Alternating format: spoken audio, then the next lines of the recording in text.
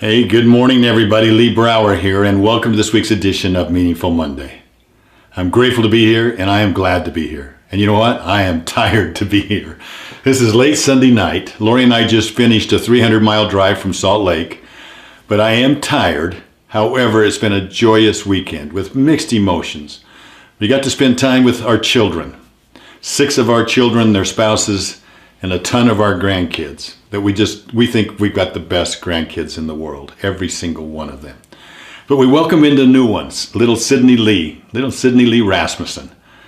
And she's just less than 2 months old. And we were able to go to the church with her this morning and see her blessed. I got to participate in that with her and to give her a grandfather's blessing. And what a privilege. What an enormous, enormous privilege that was. You know, but June 2nd, tonight, 8 years ago this very night, our son Nick passed away. And so for different reasons, we welcomed one child, one grandchild, and we honored another child that had passed on. But you know, life is a very interesting thing. We live in this world, which is probably the greatest teacher that's ever been, if we'll allow it to teach us. And the way that you allow it to teach us is you capture the experiences that you have in this life while you have them.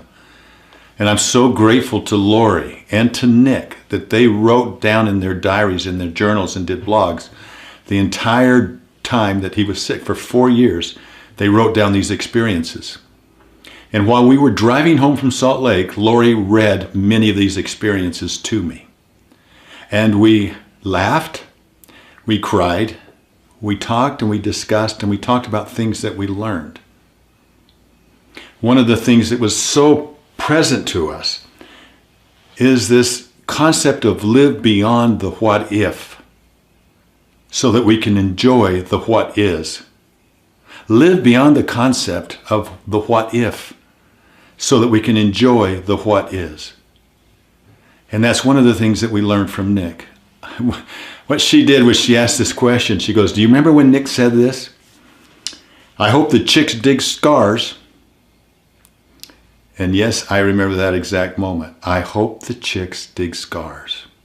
Now what he was talking about was a soon-to-have scar, where they were going to cut right up the side of his face, right alongside his nostril up here, underneath his eyelid, and lay open his skin so they could clean out the tumor area that had resided in his sinuses. We had conflicting advice, one from Sloan Kettering, and part of that was the Huntsman Cancer Center saying that we needed to take out his eye, his nose, and his teeth.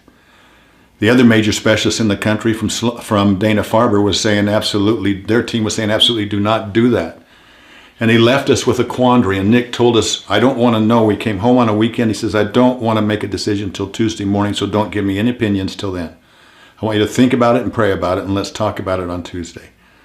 And Tuesday he came in with the answer. He says, "I'm going to go to Boston, and I'm going to have them go ahead and do that surgery to go in and clean out the mess. And if it's as bad as the other doctors say, then I'm going to go ahead with the permission for him to take out my eye, my nose, and part of my mouth."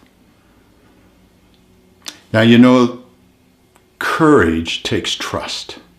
They say Nick was a very courageous young man. But he was a very trusting. He had a trust in his future. He had a trust in God. He had a trust in those that he worked with. He had a trust in those that loved him and supported him.